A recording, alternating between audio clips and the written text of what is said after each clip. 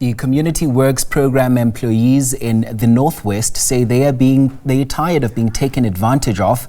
They recently marched to the provincial government offices in Mahikeng this week. The CWP program was launched back in 2010, where government said the plan was to provide job security for people who are in the working age. And of course, we'll take you back to the story a bit later on in the bulletin, because we need to take you to this live story at Gauteng MEC for Finance and Economic Development. Lebohang Maile is expected to deliver an overview of the provincial government's financial standing and expenditure patterns today. I understand that he's started. Let's take you there. Treasury, in this context, the Gauteng Provincial Treasury. The Provincial Treasury ensures compliance with the regulations. To this end, money can only be withdrawn from the fund through specific appropriations or as direct charges as outlined in the Constitution and provincial legislations. Another important issue that needs explanation is conditional grants. Conditional grants from the National Treasury are specific allocations of funds from national government to provinces and municipalities, with the condition that they are used for specific purposes aligned with national policy goals.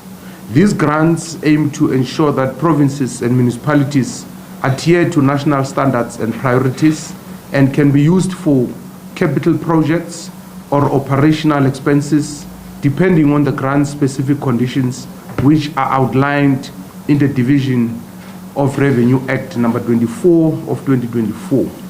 Lastly, it is important to explain the provincial equitable share, a system where the national government distributes a portion of its revenue to the country's 9 provinces. The national government collects revenue from various sources like taxes and levies, which are deposited into the National Revenue Fund. A portion of this revenue is then allocated to each province based on a formula. The distribution formula aims to balance the need of different provinces, or rather the needs of different provinces, taking into account population size, poverty levels, and other factors. The provinces then use this funding to deliver essential services, primarily in areas like health, education, social development, and economic development, etc. The provincial equitable share is a significant source of funding for provincial governments covering core responsibilities. Unlike conditional grants outlined above, the provincial equitable share is unconditional, meaning that it is left to provinces to determine their spending priorities within their mandate. Understanding this information is crucial for making sense of the information contained in the statement.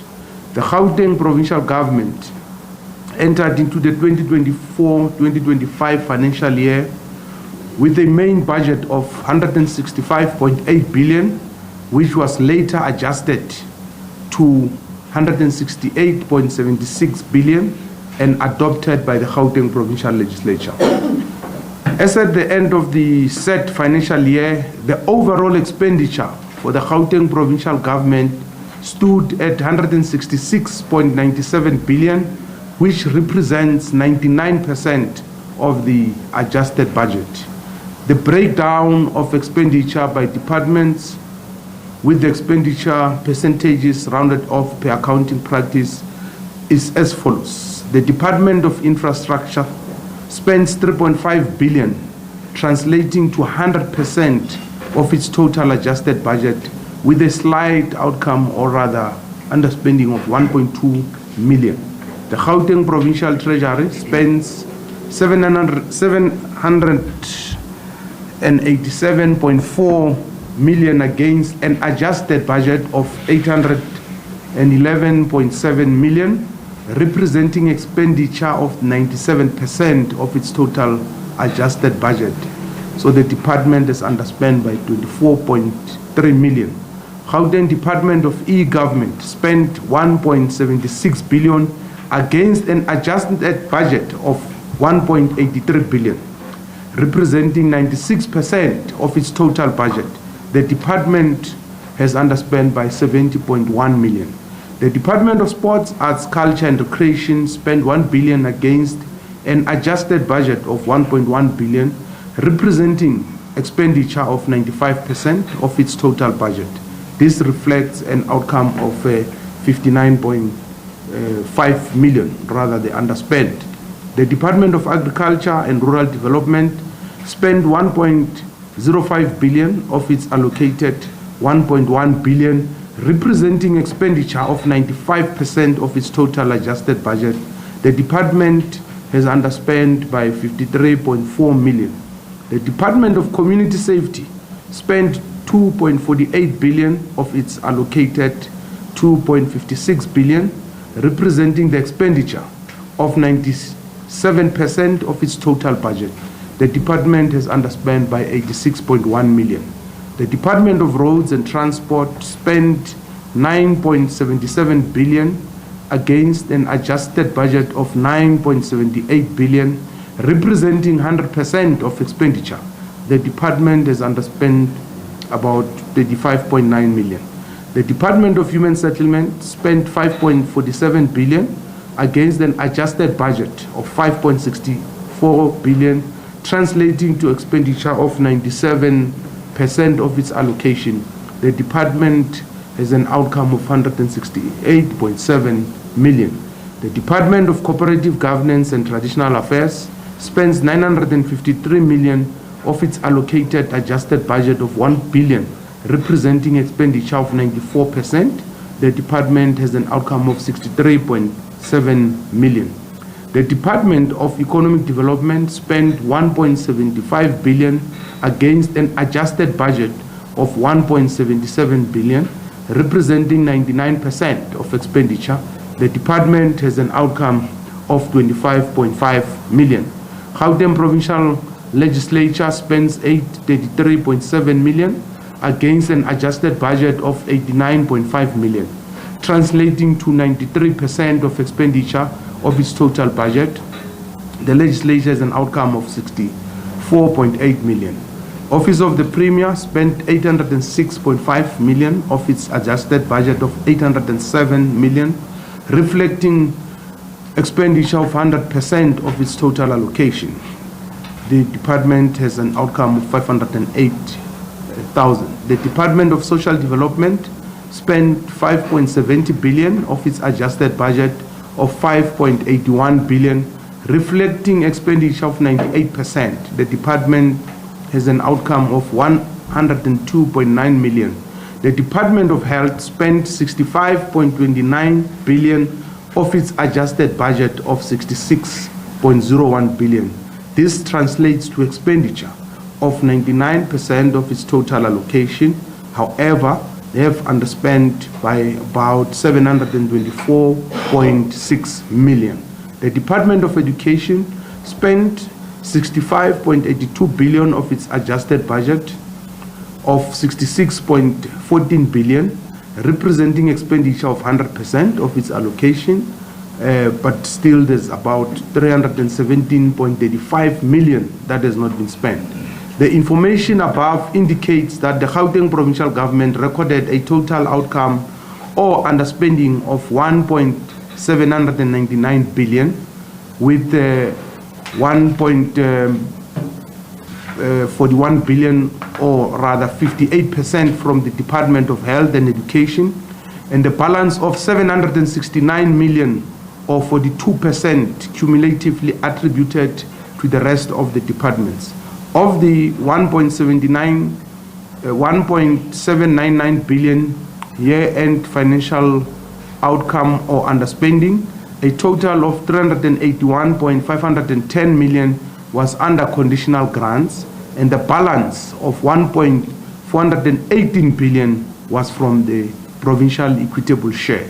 The process following the close of the financial year is to assess the nature of underspending, and the criteria for both conditional grant and provincial equitable share requests include, inter alia, quantification of total actual expenditure and the total amount of underspent funds for each source of funds as of 31 March 2025, quantification of the unspent funds for each funding source committed to identifiable projects, and the amount of uncommitted funds list of accruals, commitments and proof of commitments or invoices awaiting payment, information that must correspond to what has been submitted to the Provincial Accounting Services within the Gauteng Provincial Treasury.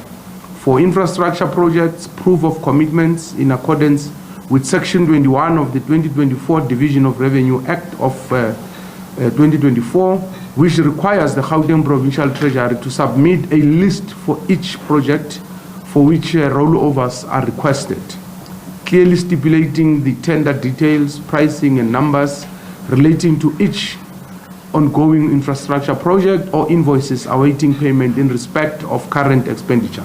Conditional grants are subjected to a process where the Gauteng Provincial Government applies to the National Treasury to roll over unspent but committed funds based on the above criteria, and with firm supporting evidence to motivate the rolling over of these funds. In terms of Section 21, subsection 1 of the DORA as amended, any conditional allocation that is unspent at the end of financial year reverts to national revenue funds unless the relevant receiving officer can approve, or rather can prove to the satisfaction of the National Treasury that the unspent allocation is committed to identifiable projects. Section 21, subsection 2 further stipulates that the National Treasury may, at the request of a transferring national officer, receiving officer or provincial treasury, approve a rollover from a conditional allocation to the next financial year.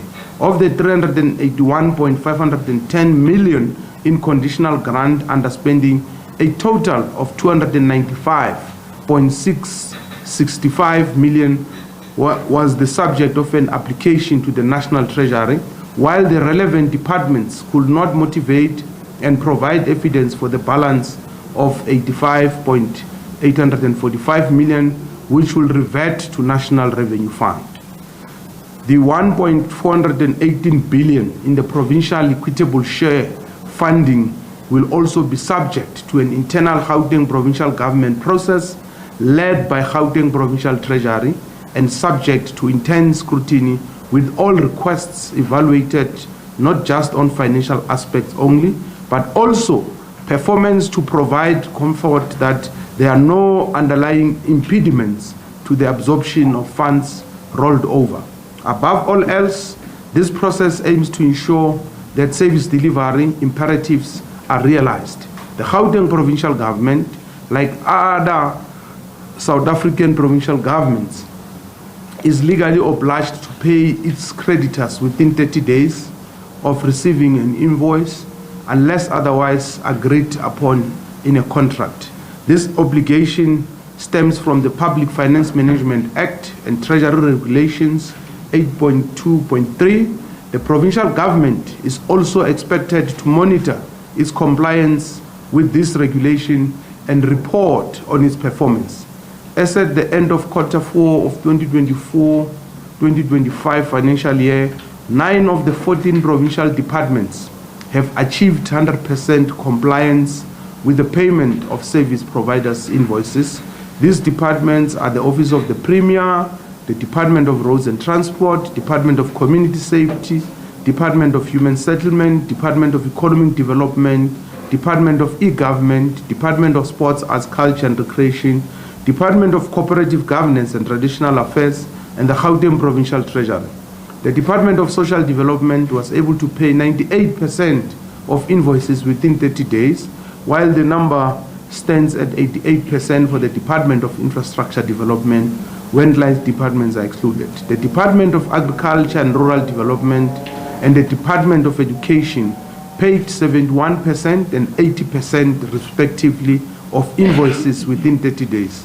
The Gauteng Department of Health paid only 21% of service providers' invoices as at the end of quarter 4 of the 2024-2025 financial year within 30 days.